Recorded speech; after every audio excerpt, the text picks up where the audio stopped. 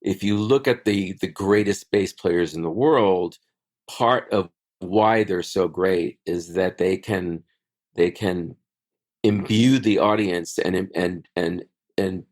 imbue the music with so much emotion, and that's what's ultimately getting to you. Welcome to episode 98 of the Bass Shed podcast. My name is Ryan Roberts.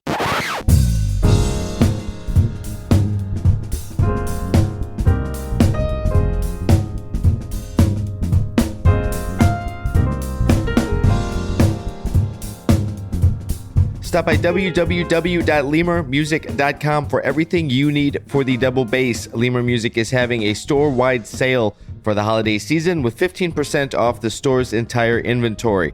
Stop by the website, check out their collections of sheet music, bass accessories, etc. Use the promo code EARLYBIRD, all one word, EARLYBIRD, to get 15% off everything you need for the double bass. The sale runs until November 25th. lemurmusic.com. What else is in the works? The Bass Shed Academy is still in the works. I am sorting through all the tower of paperwork that needs to be done to get a nonprofit off the ground, which is absolutely no joke. And it's so frustrating. I don't know if you folks are maybe good with this and doing the administrative stuff. I'm not. I have very little patience for it. And so dealing with this and dealing with the nonprofit, this aspect of the nonprofit, is quite, ironically, quite taxing for a company that will be tax exempt. It's a lot. It's a lot. So I'm still going through that. We still have the launch date on January 7th set up. I'm headed down to Lemur this week to put some finishing touches on that and continue building that. The Academy is also not only specifically here in Southern California through San Clemente and Lemur, held at San Clemente through Lemur, via Lemur, partnered with Lemur.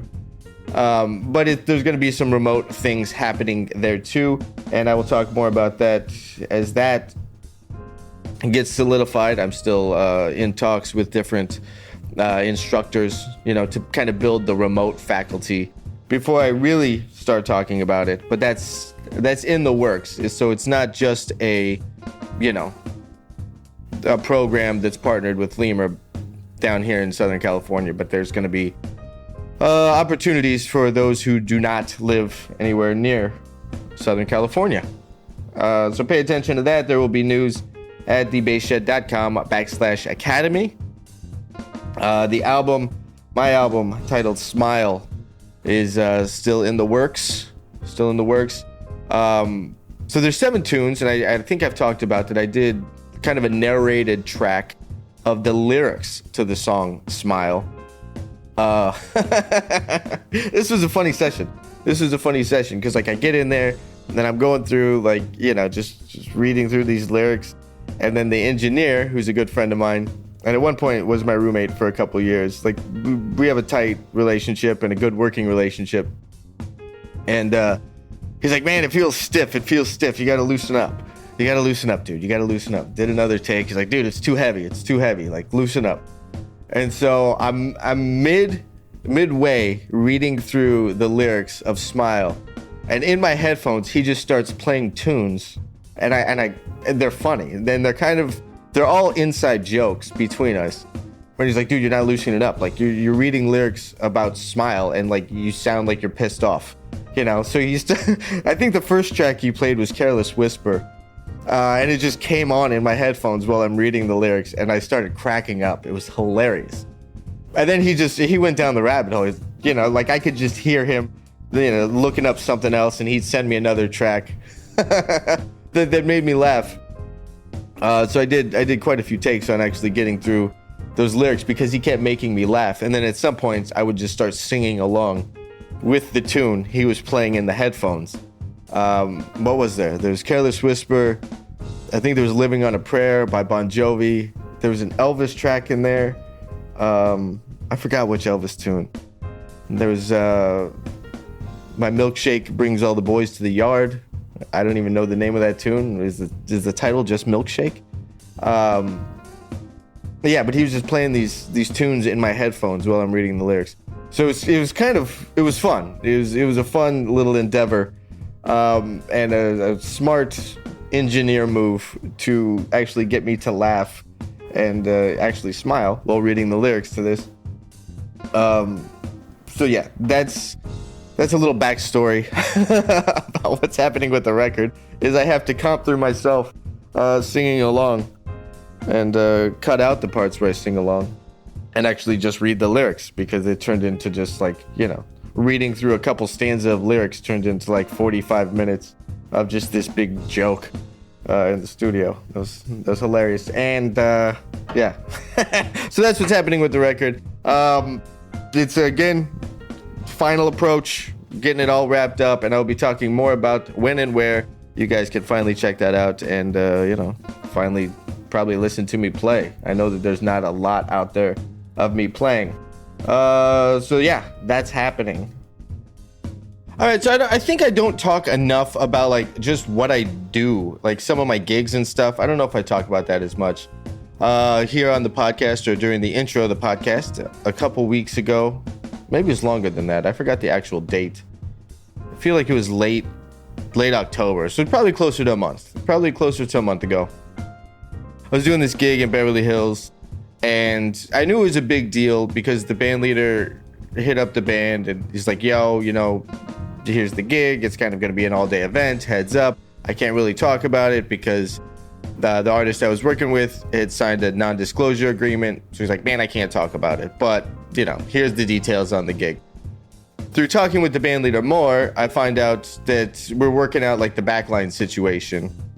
And he's like, man, the MD for the group after us is Ricky Minor. So like, I had to sort out what I needed for backline because whatever Ricky was using for backline, and that was all. I wasn't going to play Ricky's rig. Like, they had to give me my own rig for the backline. Which was, I don't know what company they went through for all that, but it was a great backline. I always like when Aguilar cabs are backlined. So, like, I walked in and I see the Aguilar rig and I'm like, sweet, I'm good with this. I was playing upright on that gig. But I walk in and I see Ricky's rig all set up. And it was kind of a big deal for me as a bass player because I remember growing up watching, I don't know the name of the show. It was like late night at the Apollo or something. It's where they would air, the concerts from the Apollo Theater in New York, in Harlem. And Ricky was the MD of that before he came out here and then was the MD for American Idol for a while. So I had grown up watching Ricky on TV, and it was cool to then I'm meeting Ricky and his rig's right there, and definitely I got to hear him play a little bit because there was a non-disclosure thing.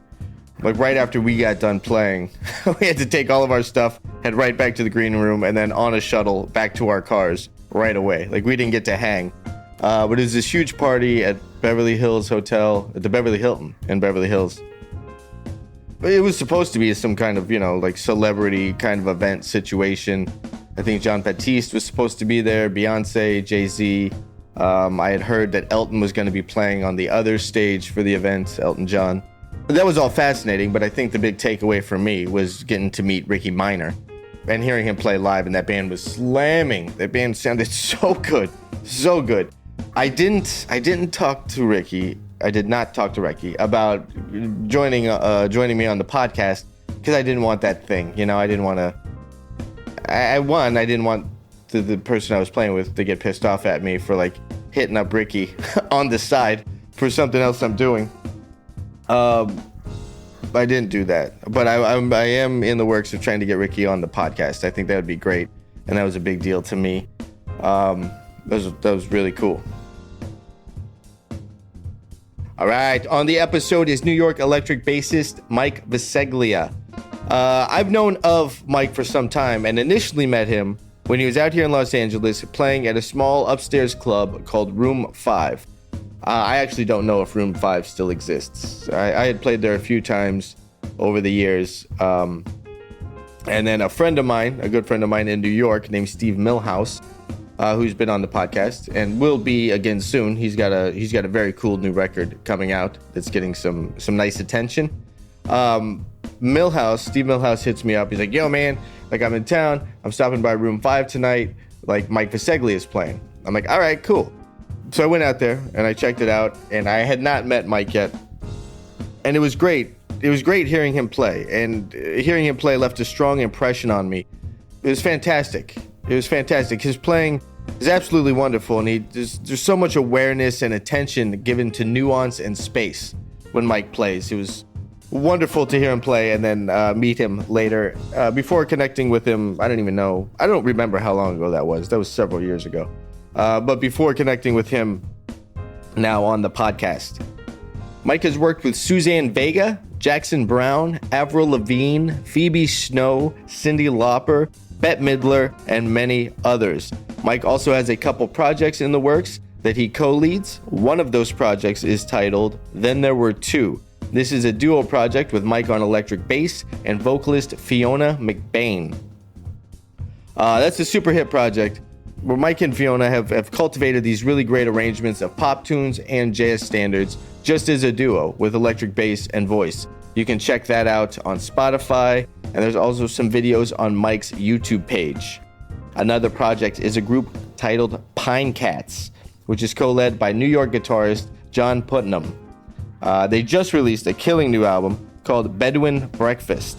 You can also check that out on Spotify. And in addition to touring, working on Broadway, these two projects, Mike has also authored a book titled A View from the Side, Stories and Perspectives on the Music Business, which are interviews with bass giants Will Lee, Marcus Miller, Leland Sklar, Tony Levin, and more. All right, so a couple things about this. One, Leland Sklar, right? Lee Sklar is one of my favorite bass players. I think it was, I don't know when it was, maybe late September, I can't remember. I was coming back from a gig in Sun Valley, Idaho. Which, by the way, Sun Valley, it's a cool little town. It's a cool little ski town. Yeah, this is cool. It was actually like the last episode with Barry Green. It was funny to see that name pop up, that he was a part of the Sun Valley Symphony up there. Because Sun Valley is such a small town. Anyways, I'm coming back from this gig in Sun Valley, Idaho. And I'm at the airport, whatever, waiting for our bags and stuff. And Lee Sklar walks by, and I'm just like, man, was Lee Sklar on the flight? I don't remember seeing him on the plane. But But that's Lee Sklar. All right, kind of funny. Lee goes and gets his bass. I get my luggage. Standing outside, waiting on the curb there at LAX. And I'm like, I don't know, I'm like maybe 6 feet away from Lee Sklar. And I have met him before. I met him at the Troubadour a few years back. And, it's like, okay, one, this is a very rare opportunity. Two, do I want to be that guy? Hey, Lee Sklar, you're not going to remember me, and I'm sure you're waiting to get home from whatever gig you were just doing, but now I'm going to harass you a little bit because I also play bass, right? Or I can leave him alone. I can be the annoying guy, or I can leave him alone. I chose leave him alone, but I was really tempted to go approach him about being on the podcast. I just didn't. I didn't out of respect for Lee Sklar. But yeah, definitely one of my favorite bass players. Also on the topic of interviews with sidemen. You guys ever see the documentary Hired Gun? It came out in 2016. I think the idea was to talk about the life of a professional musician working as a sideman. Now, I didn't like the documentary because I didn't think they talked to cats that were like really deep in the game as sidemen. As a bass player, when I think of like high level sidemen, I think of guys like Pino, Leland Sklar, Will Lee, the people that are in Mike Visceglia's book. In the documentary, it was Metallica. Yeah, okay, that's a band, not a hired gun. David Foster, all right, not a hired gun. He's a producer. Alice Cooper, yeah, not a hired gun. You know what I mean? Like, okay, all right. Like, I think Liberty DeVito, the drummer for Billy Joel, put that documentary together, and it all seemed like it was aimed at talking about his contempt for Billy Joel. I don't think they covered the topic appropriately, but I do think Mike's book, A View from the Other Side, nails it, because first and foremost, Mike is one. He's a high-level sideman. And so he gets it. Now, I'm not saying Liberty DeVito is not a high-level sideman. I'm not saying that. Working with Billy Joel for so long, yeah, that's exactly what you are. That's a high-level gig, and you're a sideman. But I didn't like the documentary. That's all I'm saying, is I didn't like the documentary. But Mike's book, A View from the Side, check it out. I will also have links up to that and all the other things, all the projects that I just mentioned, at thebasshed.com/podcast. Click on Mike Visceglia. It's really cool. It's really cool to connect with him. He's got, there's a lot of articles out there already of him. You know, he's worked with Suzanne Vega for so long. Him and I didn't actually talk about that because he's done so many interviews. I was hoping to get into something else interview-wise. And so we talk about, you know, more of what he's doing artistically with these projects. We don't actually talk about the book, so I'm going to have Mike back on. I also know that he hosts a bass brunch in New York that we did not talk about. So, yeah, stay tuned for Mike Viseglia's return. He's definitely going to be back on the podcast because there's more ground to cover with him for sure. One thing Mike and I spoke about after we kind of turned off the mics for this interview is he was telling me about a podcast he started called The Song Whisperers, where they do these deep dives on songs that have been impactful to him over the years. And even that, like he started telling me about it. He was telling me about some of the tunes that were on it. I was fascinated, and so we started talking a little bit about that. That was that was a lot of fun. And I'd love for when he comes back on to take some deep dives into some tunes. I'm always a big fan of that. But here it is. Here's the initial round one episode. Round one of probably what's going to be a mini series of podcasts with Mike Visceglia. Here's the first installment, and here's my chat with New York electric bassist Mike Visceglia.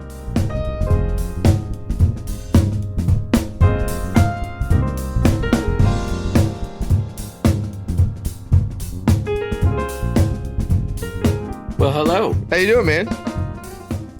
No, I'm good. Nice to meet you. Likewise. How's New York? Oh, where are you again? I'm in Venice, Venice Beach. Oh, Yeah. Nice. Well, you're in a good part of the world. Not bad. No complaints. Have you ever spent much time out here? I have. Venice specifically? I've been to Venice. No, not Venice specifically, but I've been there a few times. For sure. Yeah, it's pretty cool. It's got its own vibe. How's the music scene out in Venice? Specifically Venice, like the west side of LA is pretty weak. There's not a lot going on over here the west side. More closer to downtown Los Angeles. Centralized, there's things happening. Cool. Yeah. Not bad. Nice. Good to know. Yeah, so next time you're out here, don't go looking for gigs in Venice. No, I won't. I have a lot of friends out there, mostly in the Santa Monica area. Okay, yeah, that's just right there. It's a mile north. Yeah, that's nice. How long you been in New York? You a New Yorker? I'm born in the East Village. Okay, so that's a yes. Yeah, pretty much. That's a big time yes, except for a little departure when I was younger to New Jersey for 10 years. Okay. I've been in New York my whole life. What was the departure about? Well, I was young, living with my family, and they moved to New Jersey for 10 years when I was 5 years old, and then we moved back to New York City when I was 15. So it was actually perfect. Yeah. It was perfection. Just when the hormones were like raging, you go back to New York. I was already playing bass anyway, because I started in New Jersey when I was like 11, 12 years old, somewhere in that You area. got in young, man. What was it? What was it that at 11, 12 years old that captivated you to want to start? Oh, there's a lot of things. First of all, my father was a musician. He was a sax player. I was like indoctrinated in a good way from the time I could like make a sentence. Like listening to really cool music and knowing, who these, mostly jazz, because that's what he was into, So getting a pretty good, fundamental knowledge of the great performers of the, the 50s, 40s and 50s. Right. So I already developed a love for music, and by the time I was like 10 or 11, my father was, wasn't like, "Do you want to play an instrument?" Is what instrument do Right, you right, want to right. play? You're playing. Yeah. So I started out. With Okay. guitar, but interestingly enough, always being the black sheep, I started out wanting to play nylon string guitar, like classical and flamenco, because that was the sound that my ears were Mm. drawn to. Um, and so we found a classical teacher in New Jersey, and I started, getting lessons, and of course that was great for my right Yeah. hand. So so that was happening, and concurrently with that, my sister, who's a year younger than me, befriended a local band from the town that I was living in they were like 2 and 3 years older than me. But my father, being the cool, crazy cat that he was, allowed this band to start rehearsing in our double garage. There weren't even no Yeah. relation. No direct affiliation. No, just like, you guys need a place to rehearse, sure, because my Yeah, father yeah, was. okay. And so they're rehearsing there, and I'm upstairs, like, trying to learn to play classical guitar and all that. And one day they had an argument with their bass player, and he walked out of rehearsal. So the big, you can see where this is Yeah. going. So the big light bulb goes off in my father's head, and he's like, "Hey, I got an idea, you guys. If you want to keep rehearsing in the garage, you got to try my son out on bass." And I never. Your So I was dad, like, "What are your you dad's talking?" hooking everybody up. Your dad's hooking up them with a spot to rehearse, getting them a new Everything. bass player, and setting you on this trajectory. Like Well, there you your go. dad was making some things happen. He was always making things happen, to the day he died. But so I was looking up at him like, "What are you talking about? I never even played a bass." And he goes, "Get in the car." And he drives me to the local music store, buys me like a $60. I remember it was a domino Okay. bass, which was kind of like this hexagonal looking thing. Really crazy. And because I had a very good ear, I came back to the house, and the band said, "Well, do you think you could play this song?" And it was like some Beatles song that they were working on, and I was like, "Well, let me listen to it." And I put the bass on, and I started like playing along with it a little bit, and it was obvious that I was getting it. I was finding the right notes to Yeah. play. So that, okay, you're in the band.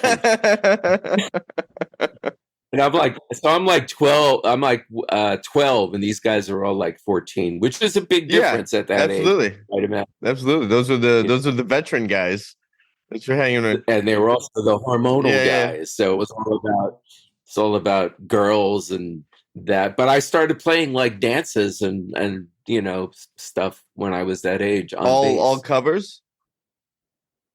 Yeah, no, they Yeah, weren't all trying to covered. put together their own little. They had one song that was an Okay. original. Yeah, a silly song that the guitar player wrote.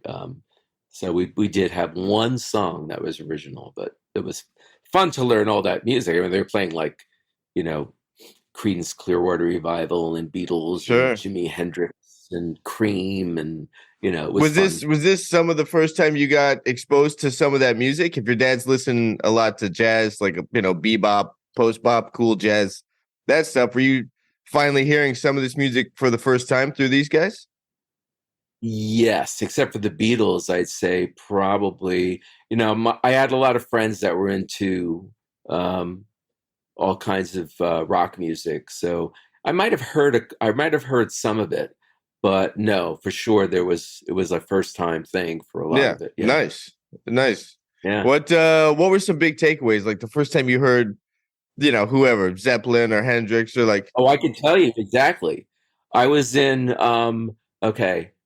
I was in fifth grade in, well, this must have been 68, 69. Whenever when did the first Zeppelin record come out? I think it was 68 or 69, somewhere in yeah, there.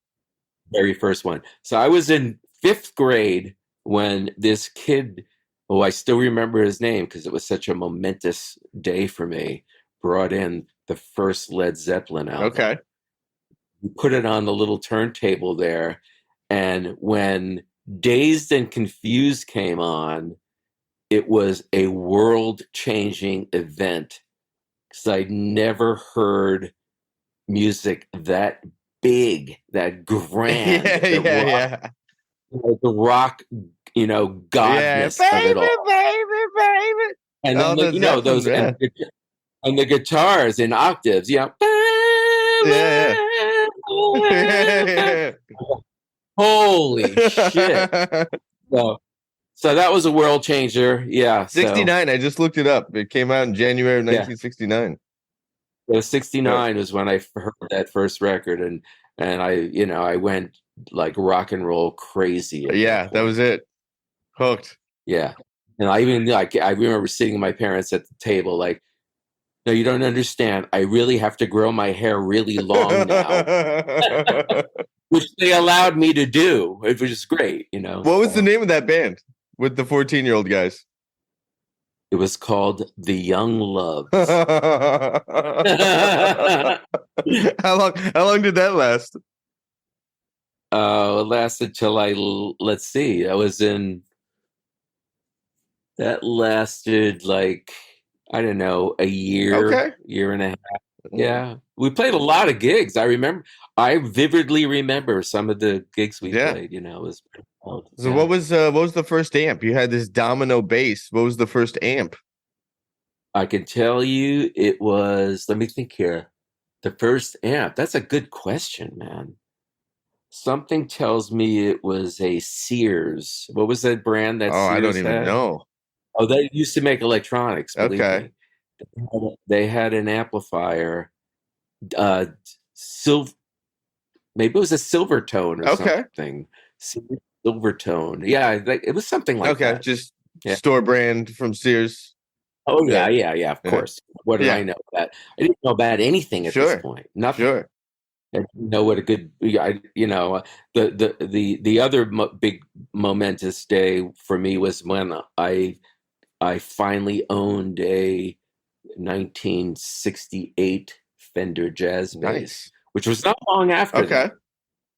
Say within like a few years, I got my hands on a 68 Fender Jazz bass, and that was like I was carrying that around in a hard case, like it was the holy fucking grail. I mean, man, of course. I was so proud of it, like showing all my friends, look what I got. Look what I got. Yeah. I'm like 14 years old. Look what I got. What happened to the bass? What happened to that? I have no idea. Oh man. Did you sell it? Did it get stolen? Like how did it leave your possession? I might have, I really don't know. I might have sold it or traded it in for something. I don't remember whatever happened to that bass. Yeah, I thought about it like recently. Whatever happened to that bass? It's like lost in the fog of history. So at what point did you get into some formal education? Like, did you start taking some lessons, or were you just shedding with records? Oh yeah, pretty much actually, I started taking lessons when I moved back to New York City when I was 15 years old. I started really serious about studying bass guitar.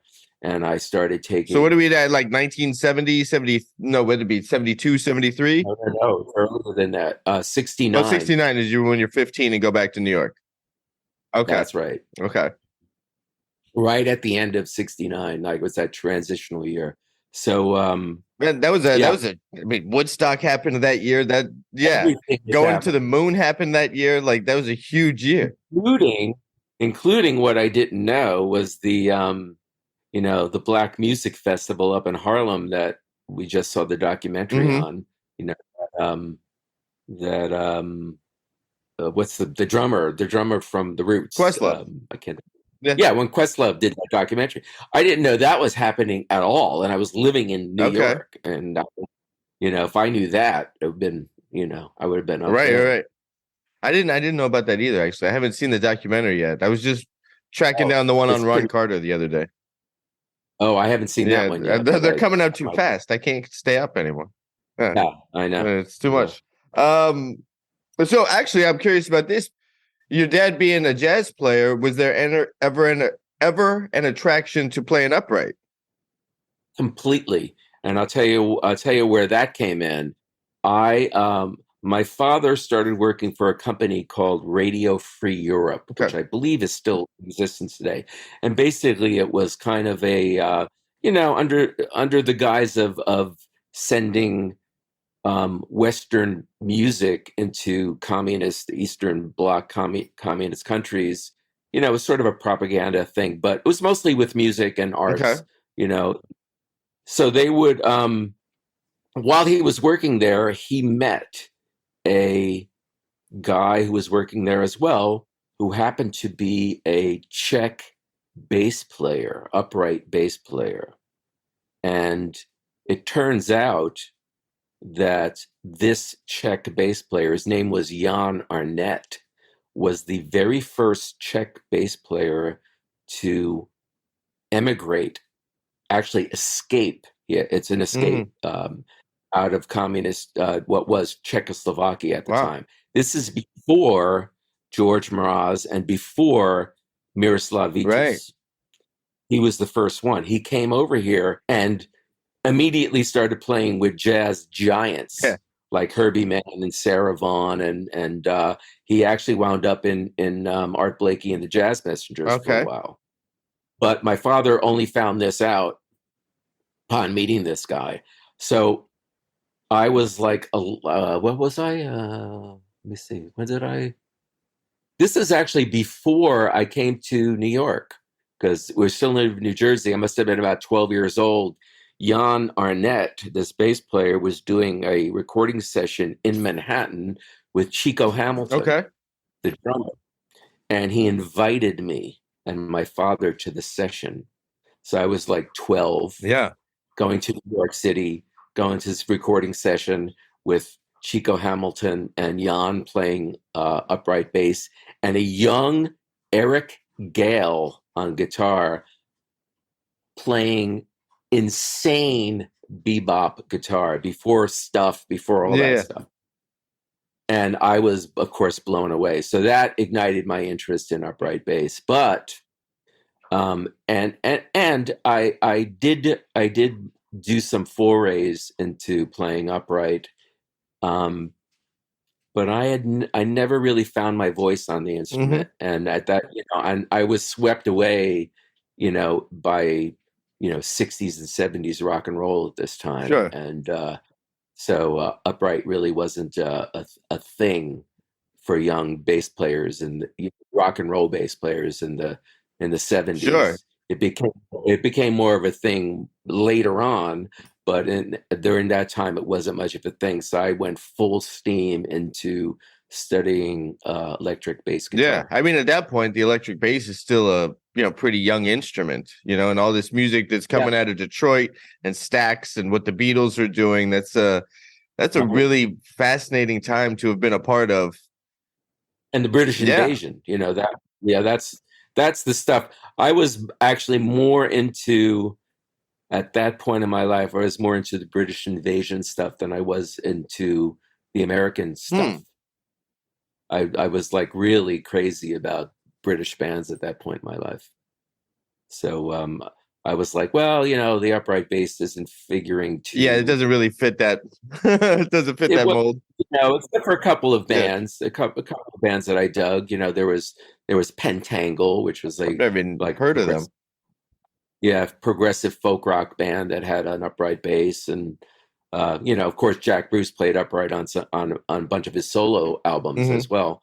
So, I mean, I was digging it, but I was certainly listening to a lot of jazz, but I was kind of swept away into the aesthetic of the rock guy. Yeah. So then let's fast forward. So you get into some private lessons. You start studying formally. When did you start really getting into the working scene? In high school, well, I started playing almost, let me see, I must have been about almost immediately when I was like 15, 16. I'd say I started playing some clubs in New Okay. York with some singer-songwriters, 16, 17. And then I was in high school in New York.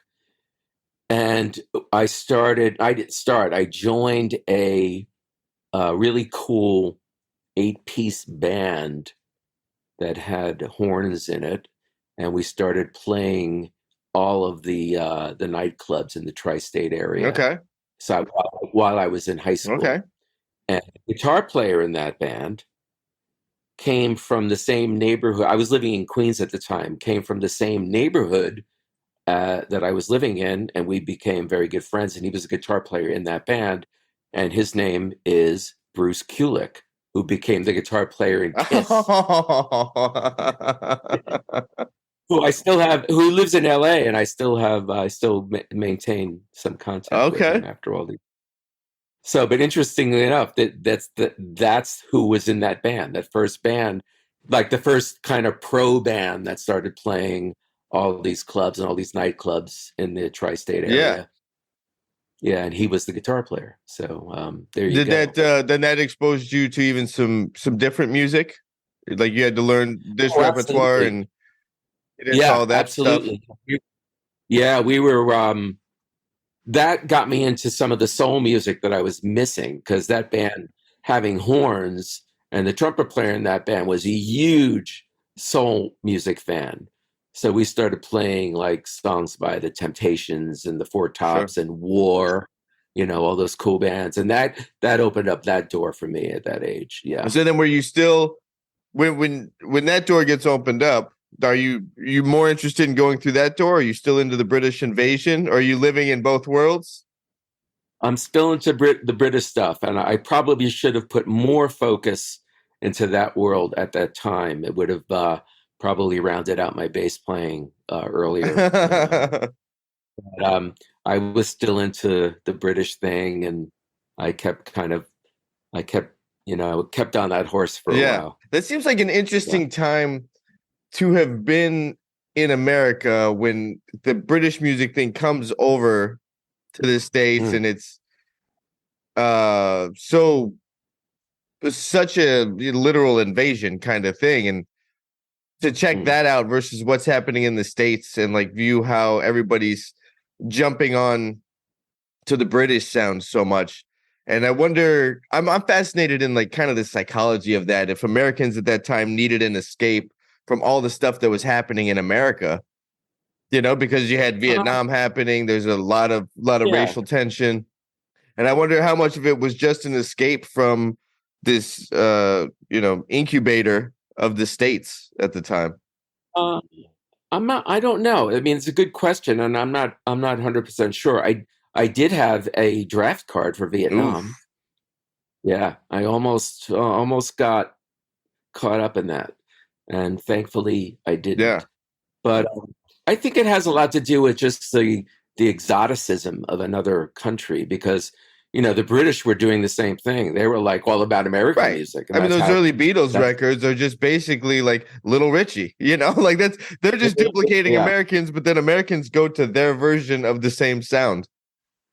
Little Richard, Chuck Berry, into all, Bill Haley, all that stuff, Fats Domino. And, and subsequently when they started making it their own, that's when I was sentient enough to be turned on to it. And, I just loved that, that thing. It was like, it was sexier. It was like, bigger. It was more macho and virile, playing through Marshall. Yeah. Was that kind of more around? Was that on the radio more than American music? Was it on television more than American music? Was it popularized at that time in the States more than American music? I don't know about more. No, I'm not sure about more, because we had shows in the 60s and 70s, like Don Kirshner's rock concert, and in the 60s there were a bunch more, like Where the Action Is and Hullabaloo and Shindig and all these shows that had all kinds of music on it. But I think I don't know, for some reason it being being a teenager, that music, resonated with me, and it was a sexier music. And when I would go see, and they were playing bigger concerts Right. when those bands came over here, whether it was like the Who, Jethro Tull, Led Zeppelin, Emerson, Lake and Palmer, Yes, all those bands, they were playing these huge concerts. So just the effect of going, I went to all of them, the effect of going into this giant cathedral of rock, had a much, much bigger, impact on me. Soul music at that time wasn't playing, to 30,000 people a night, 20,000 people a night. So it was just the whole like grandiosity of it that I was attracted to as well. How did your father take to the British invasion? He wasn't standoffish. Like, I mean, the jazz musicians can very easily be standoffish to something that's not this total purist thing. You know what it was with him? He wanted, I became the music, I was living the vicariously, living vicariously through what I was pursuing. And eventually, me becoming a professional musician was the biggest accomplishment in his life as well. That's cool. So him taking all of these, taking to heart all of these bands that I was digging at the time had more to do with him bonding with me than him actually loving the music. He wanted to bond with me. So if I picked up on a new record, and played it for him, he would be enthusiastic about it because I was enthusiastic about it. Yeah, that's cool. Thing, yeah, that's very cool. Do you have children? No, I don't. It's I think for me, I don't have children either. I think I gravitated to so much of the music my father listened to for the same reason. It's like I was trying to. Yeah, me and my father do not have any kind of weird, estranged relationship. Like my mom and my dad are still together. Grew up in it. I was great. But as a young kid, like I wanted to be like my dad. So like I want to listen to the music he listens to, and music has a lot of power that way. And it was a cool thing to have experienced. And I think for me, it still shaped a lot of my whole thing, my whole musical journey, and it sounds like that was kind of also active in your life, like your relationship with your father and your father being a musician and how that shaped all of it. Yeah. Well, the one of the great, aside from the fact that he exposed me to like fantastic music from the time I was able to make a sentence, he was also he was also incredibly encouraging about me pursuing music. That's awesome. There was never like a hassle like other young children may have, or kids may have, or teenagers may have when they think they're going to go and be a musician or a dancer or a poet or go into the arts. It was always like, do it, which was fantastic to have that kind of support. Yeah, that's huge. You have a couple projects happening, and I checked them both out. Let's start with the Pine Cats, because this is a relatively newer project, right? This is the newest. I mean, we only just released this record like a week ago. A week and a half. That's that recent, huh? Okay. Yeah, within the last 2 weeks. Okay. Yeah. Great record. Thank you very much. I'm very happy and proud of it. This was I have a friend who is a veteran, a very established veteran and excellent guitar player in New York named John Putnam. And we've known each other since literally like 1980. We've been like traveling around the same circles, like as a freelance musician. And, eventually he got into Broadway stuff, and then I got into Broadway stuff. We wound up playing on 2 Broadway shows together. So we've been like, friends for decades, and coincidentally own houses in the Catskill Mountains on the same road. And that was a complete coincidence. And you were unaware of this at the time that you moved into that house or bought the house? when I bought that house, I was unaware that he had a house 3 miles down on the same road. Now, how long were you living on the same road until this happened? And then what was that like when you're like, what you live on? I'd live on that road. How long have you been there? No. I found out before I actually moved in, because when we bought the house, my wife and I, he was the only person that I knew that lived in Manhattan, lived in the city, and had a house in the country. And I had no idea where his house was. So I called him up and I said, John, you're the only guy I know that, maybe you can help me out and give me some tips about how to navigate all of this, having an apartment in the city and a house in the country. And I said, yeah, I'm going to be closing on this house that I bought. And he said, where is it? I said, it's in the Catskills. He goes, well, my house is in the Catskills. Then he said, where? I said, it's in this little area between Phoenicia and Margaretville and 30 miles west of Woodstock called Big Indian. And he goes, well, my house is in Big Indian.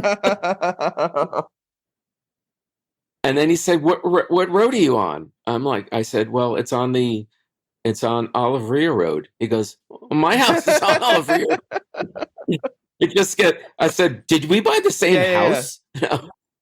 Then we found out that, his house is 3 miles away, and that was a complete coincidence. But anyway, during the extended COVID lockdown, he called me because we were both spending a lot of time up at there. I there was no reason to be in Manhattan. Sure. Manhattan was like zombie. Yeah, land. I mean, same with Los Angeles. All the road guys who were here for work just split. Like, if the work's not in LA, I don't need to be in LA. I'll come back to it if and when it opens. Yeah. Exactly. So we were up there, and he calls me up one day, and he's like, you wanna get together and do some music? I have these ideas for tunes, and we have nothing else to do, so let's hang. And so we started hanging out. We started working on songs, and then eventually we had enough songs that we were like, let's go play a gig. The two of us, sort of like Hot Tuna or something, like Jack Cassidy and Yorma County. And I was like, sure, let's go play a gig. So we played a couple of gigs up there in Woodstock, actually, Woodstock, New York. And then after the lockdown started easing, we started spending some more time back in New York, and we're continuing with making music. And we started doing a couple of gigs in New York, and we were building up this body material. And then it was like, okay, well, what are we going to do now? He says, well, what, you want to make a record? Yeah, let's make a record of this. So we started planning making a record of the material that we had been accumulating, and we invited some very special guests to work with us on the record. So it wasn't just the two of us. So we invited great drummers like Jerry Marotta and Josh Dion and Denny McDermott. And then we had the great multi-instrumentalist Larry Campbell play on a tune. And we had Brian Mitchell, who's kind of like the Dr. John of the Northeast. Okay. That's his vibe. Yeah.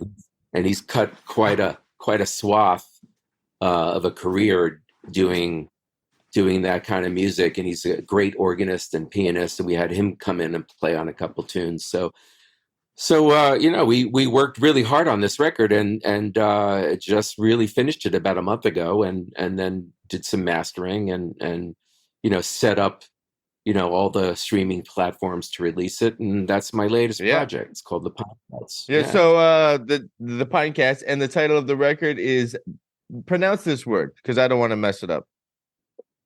It's Bedouin Breakfast. Now I looked up what Bedouin means. Yeah. What's the relevance of this? Well, first of all, it's a fun, if you know what a Bedouin is, and Bedouin Breakfast and bed and breakfast. Okay. So it's a little play on words. That's kind of funny. And a Bedouin is they're they're desert wanderers. They live in the deserts of the Mideast. And there is a tune, the title track actually, called Bedouin Breakfast. There's a part that goes into this sort of like Mideastern kind of jam thing. That's why that tune was named that. And we thought that the play on words was enough to catch someone's ear, so we might as well title the record. Okay, I thought there was a relationship to the pandemic somehow with this wandering and the openness and all that stuff. All right. No, it came about by that route.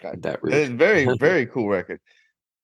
Thank you. Yeah, I was into it. What when you guys were doing gigs and the record is 9 tunes, and you hadn't maybe even had all 9 done, or you had these 9 done, how else would you fill out the set list? What other things were you playing to fill out the gig?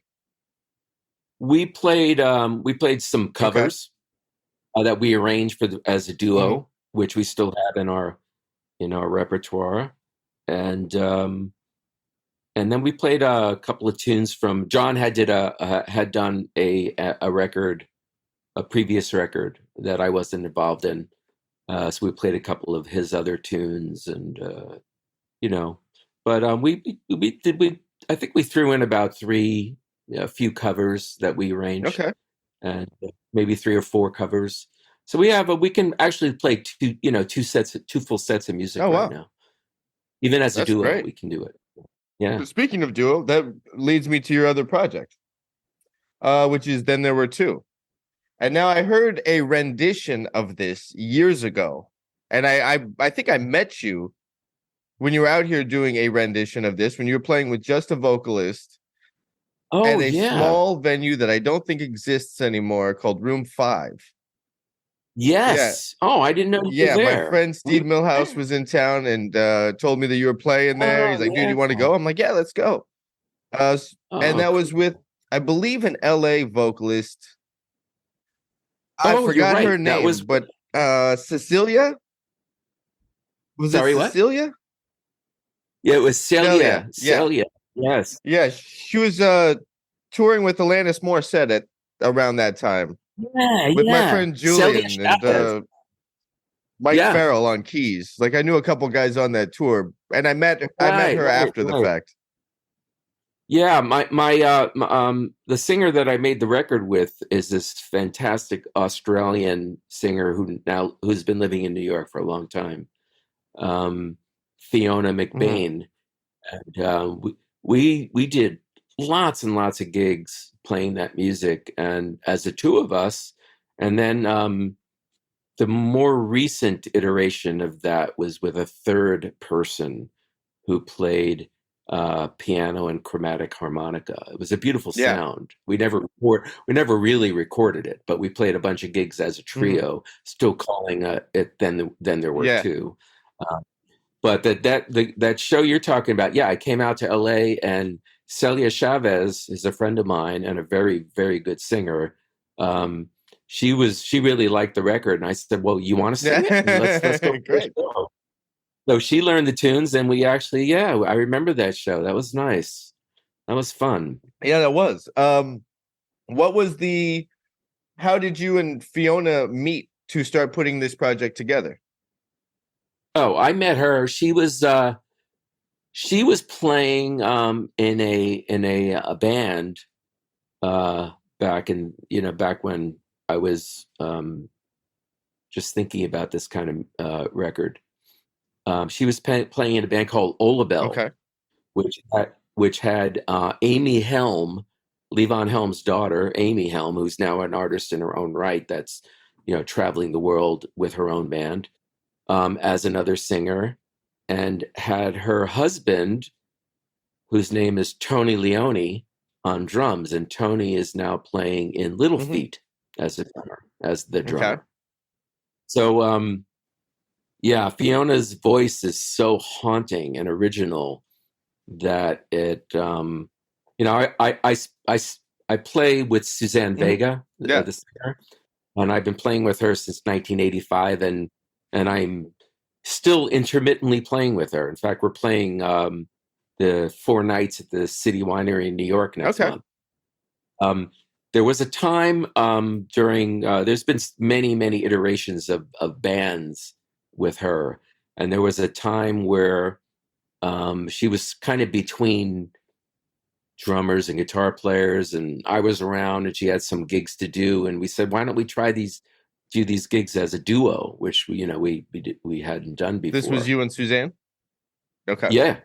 And so when I started playing gigs as a duo with Suzanne, and then taking some of her songs and rearranging it to be very bass centric, to fill out some of the sound and make more music out of two people, it gave me the idea that, hey, I'm not Victor Wooten, I'm not I'm not Marcus Miller, but I have this skill that I can do this, and maybe this is what where my prowess can be performed and shown.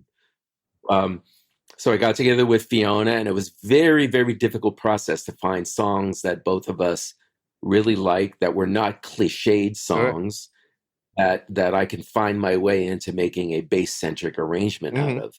So that took a long time, but so that's how that all came about, and eventually we made a record. The two of us doing that record. That's cool. And then, so what is the process you go through when selecting material? You don't want it to be cliche. You want it to have something that inspires you to do a chordal thing on the bass. Right. And the chordal thing, the stuff I watched on YouTube was not a 6-string. You're playing this on a 4-string bass, which is very actually poignant, because you didn't do the upper register chordal thing, to get a guitar-like sound. You're playing the bass. You're playing a 4-string bass. Yeah. Well, first of all, I made it was a very conscious decision to play it on 4-string bass and play with no effects and no overdubs. That was the idea. I was going to make these sparse bass-centric arrangements that you could hear that I'm playing the bass like a real person playing the bass. No overdubs to make it sound bigger than it is. No effects to make it sound different than a bass. It's a bass guitar and a voice, and that was it. Now the really cool thing about doing it out on 4-string, obviously I'm limited in the amount of notes I can play to 4. And some of the the jazz tunes, or the tunes that I wanted to have higher structures in the chords, you have to pick the notes that are the sweet notes. And interestingly enough, when you pick the sweet notes, say you're playing like a major 7th sharp 11th or something, you can't play all those notes on a bass. But if you pick the right intervals, and you have the singer singing the melody against the intervals that you're playing, whether they're 2 notes or 3 notes, or in some cases 4 notes, your ear actually fills in some of the notes that are missing.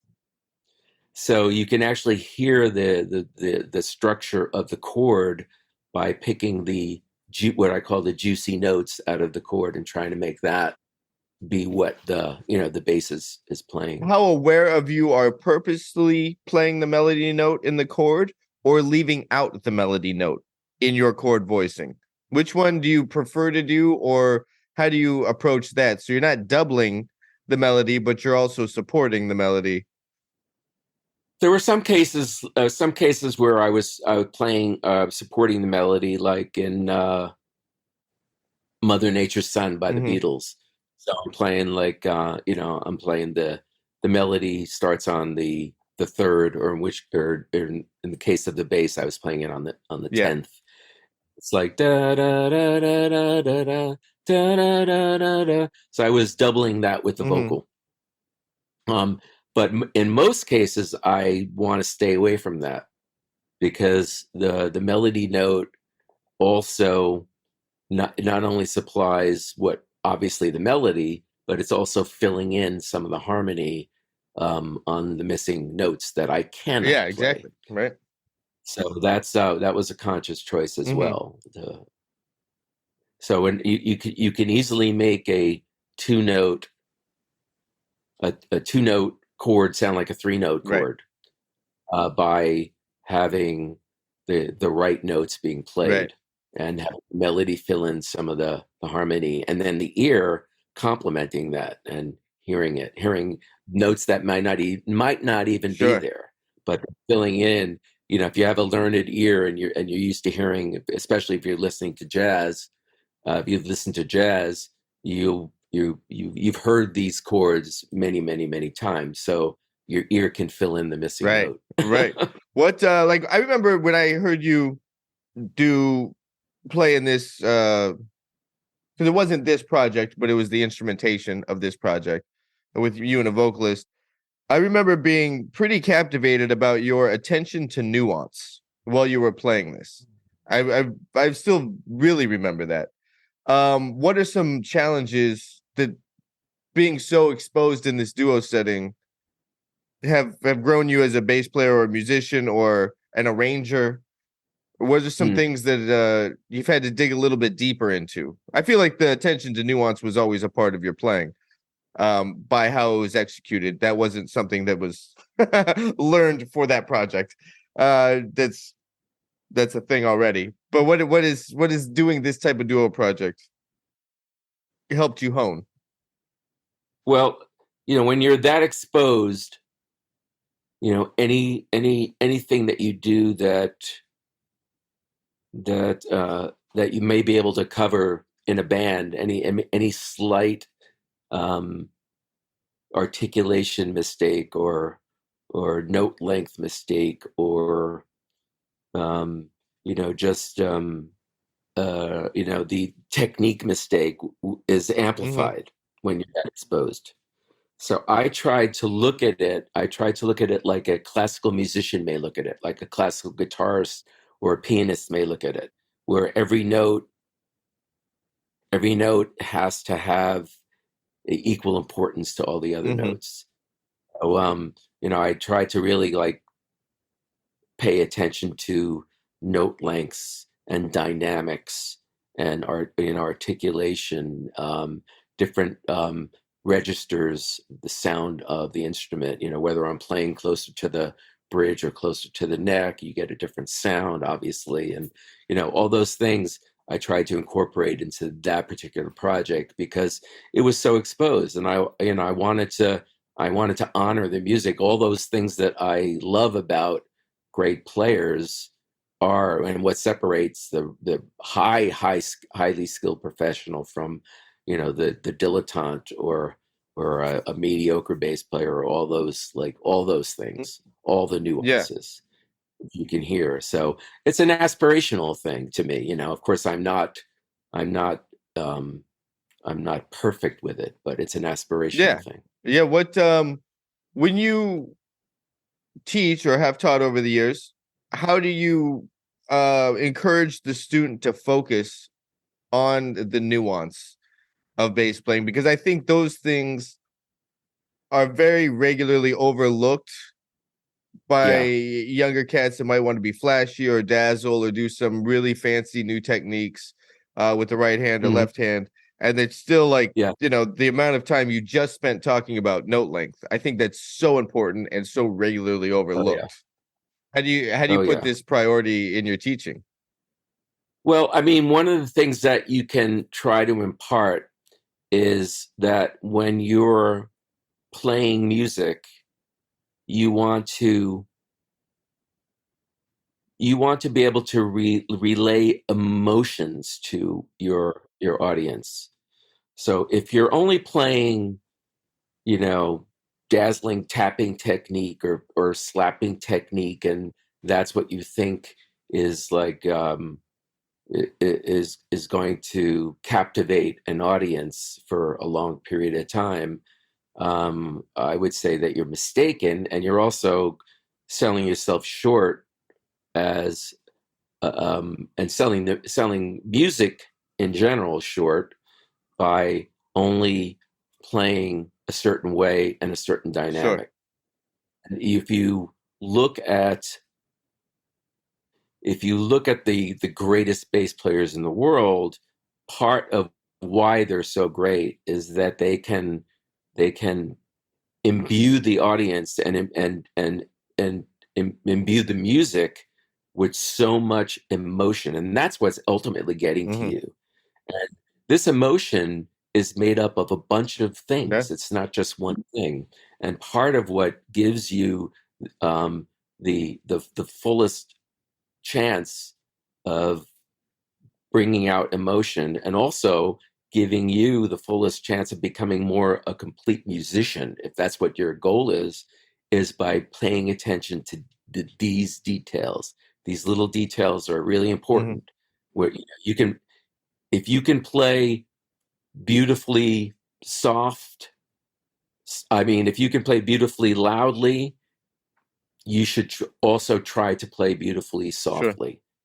Now, if your instrument responds differently. The whole thing is a different experience.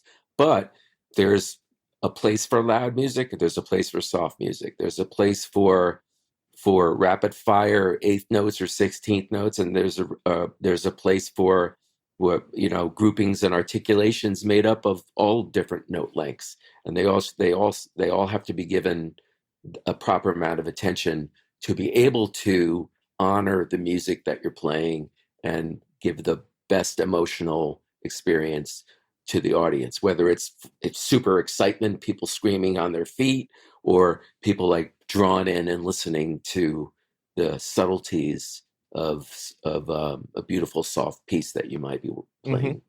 I remember, I agree, 100% agree. I remember when I first got to Los Angeles, I took some lessons with the great Alfonso Johnson, and Yeah. him and I spoke a lot about that. Actually, I think we spent more time talking about that topic than we did anything specifically related to the instrument.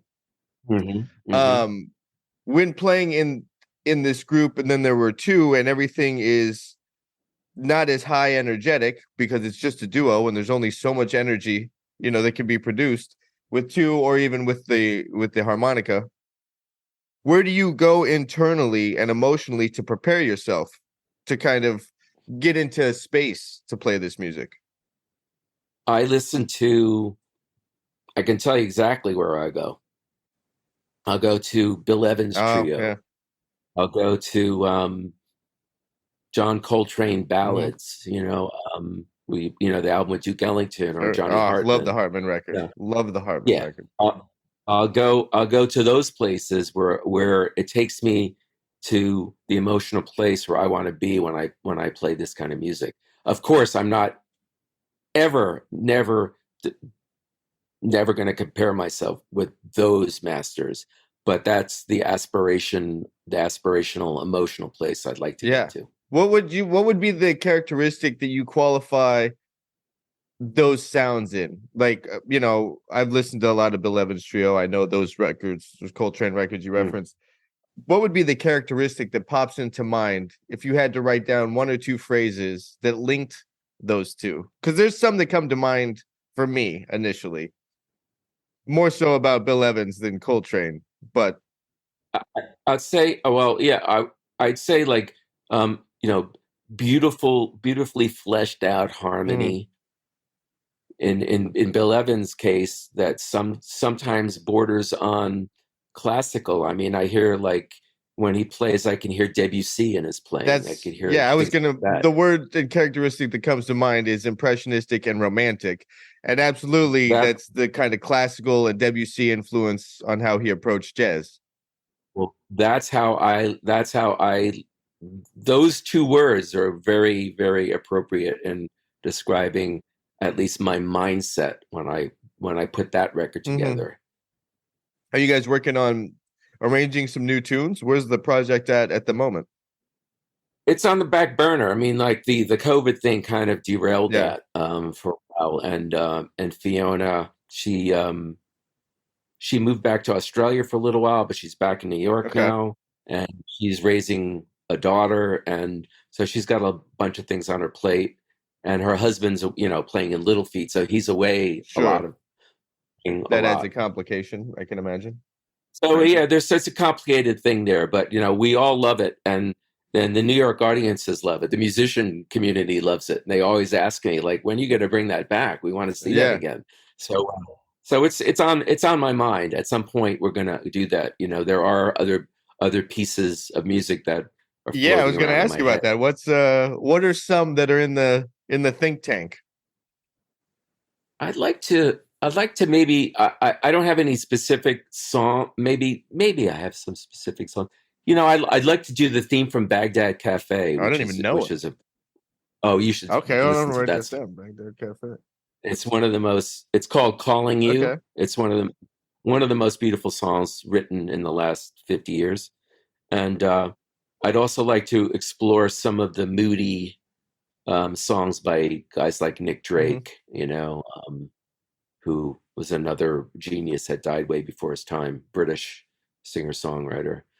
So there's some areas that I haven't gone into yet that I'd like to do I that. could almost see like some like Ricky Lee Jones happening. Something like that. Things that were like a little they're popular, but they also have this kind of artistic alt quality to them also because that's very much to me the nature of this project. Well, there's a song on that record called "Ballad of the Sad Young Men" that I got a lot of the arrangement ideas from Ricky Lee Jones' Okay, version of okay, that. So she's definitely on my okay. mind. That's cool. That's cool. What else? Yeah. What else are you working on? You got the new project out, the Pine Cats. Are you on the road with Suzanne currently? No, no, no. I'm not on the road with Suzanne. I was on the road a month ago. I did a short little run with David Bromberg, who I thought I loved it. It was great. I had never played with him before, or nor have I met him, and it was great learning the music and playing with him. I've been subbing on some Broadway shows in New York, Kinky Boots and Little Shop of Horrors, which are fun to play. I have I have a great 9-piece Southern funk band that I play around New York with Okay. that plays all like Dr. John, Neville Brothers, the Meters, all this Leon Yeah. Russell, all these cool Southern funk tunes. Okay. Um, so that's the kind of stuff that's keeps me going. But like the Pine Cats thing, since it's the most recent and an original project, is on the forefront of my mind right now, to try to play more gigs with that and try to maybe get some radio play. And I put out some feelers in different parts of the country with people that I know to see if they can get it on some indie radio or college radio, and maybe get some gigs through that. So I'm working on that aspect Yeah, of it. kind of on that topic. How is it this post-pandemic time we're in? How has it been releasing a DIY project? Have you run into some complications or people I don't know, like what's that been like? Well, we've had some stalled Hmm. moments where we had sessions booked and had to cancel them because people got Sure, sure. COVID. You know, so that's one of the reasons this project has taken a little longer than we wanted it to. But that's just the reality that we're living in Yeah, now. Anything can happen. Gigs get canceled because people get COVID, and shows get canceled because the cast has COVID, or people in the cast have COVID. It's hard to navigate like doing live music right now, and getting having access to sure. people, because there's been so much trouble in that part of the world, that part of the musical life, Yeah. with people. How is New York right now with all that? full Yeah. on full on Everything is open. All the Is clubs are there still I open. know in Los Angeles everybody's just kind of over it. There's some things that maybe I still have to get tested for if I want to be involved. Started working at this music college, and then like I got to test regularly for that and liability things. Yeah. But other than that, you Right. don't ever really hear of it. I don't have to do No. it before gigs anymore. I used to have to do it before all these gigs. Yeah, me as well. I think there's one. there's one place. There's a place called Joe's Pub, New York, I know of it, which is great venue, and I played there recently, and they are still. I as far as I know, they're still requiring you to test before you play. But outside of the Broadway theaters, they're not requiring people to test anymore. And or wear masks unless the formal theaters. Like I went to a gig at Carnegie Hall recently where I had to wear a mask. That kind of stuff.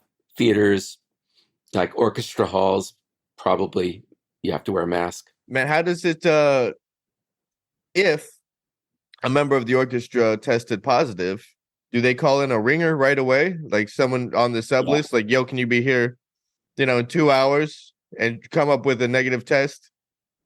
Yep. Yeah. That's exactly what happens with that. And they'll probably have the entire orchestra retest to make sure that it didn't spread. Yeah. That caught it in the interim. Yeah. But they'll call in a ringer. I mean, and on Broadway, you're supposed to have 5 subs for every musician. Okay.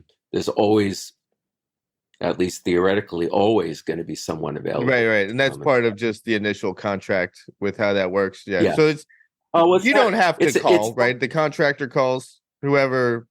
Oh, you have to call. You line up your own sub? You have to line up your own subs. Oh, wow. Okay. Yeah. They have to be, after they play the show, they have to be approved. If the orchestra leader or the conductor or somebody in the creative team doesn't like one of your subs, doesn't think they're doing the right job, they will tell you that sub, we don't approve of this sub, so maybe you should look for another one. But initially, it's up to you to get qualified people that can play the shows. Yeah. Kind of a drag. It seems like the contractor's job. I mean, I get it. That's a normal gig protocol, is you send your own sub. But, right. I get I get weird about it. Like, man, why am I working for a gig I'm not even on? But I know with Broadway that under contract, there is a stability there, more so than a lot of other places. Man, it's been great talking to you. You actually played on my friend Steve Haas's album. Oh my God. The first, I know Steve. Me and Steve played a lot together. He's one of my favorites. Oh, great. And he's awesome, man. I don't know if it gets better. It just gets different. Like, he's so ridiculous. No, he is so good.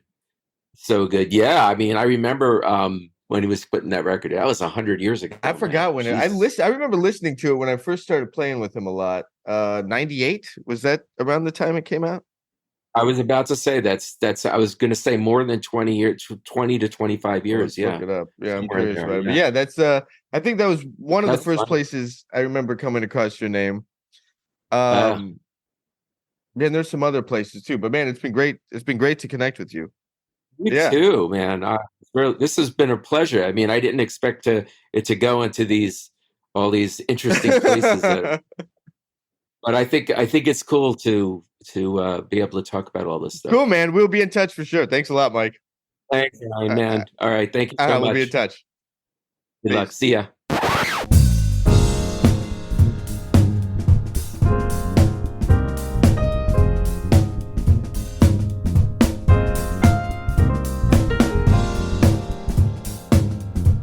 All right. That was my talk with New York Electric bassist Mike Visceglia. There's definitely Mike's going to come back on. Mike, I had a wonderful time talking to him. He's a fantastic bass player. It's such a joy to connect with. So look out for the next episode with Mike. We'll schedule that. We'll schedule that pretty soon. That's going to be fun. There's a lot going on. I want to talk to him about the book. I want to talk to him about his podcast. I definitely want to talk to him about some tunes, and take some deep dives on some tunes that have been impactful to him. I'd like to do a podcast with him, an episode of the Bass Shed podcast with him on it, where we do that. I think that would be a lot of fun. If you are enjoying the Bass Shed podcast, please hit subscribe wherever you are listening to it. Leave a comment. Tell everybody you know about it. because I'm that shameless. Not shameless enough to annoy Lee Sklar at the airport, but shameless enough to ask you guys to share. That's all I got for this one, folks. As always, thank you so much for listening, and I will catch you on the next one in a minute.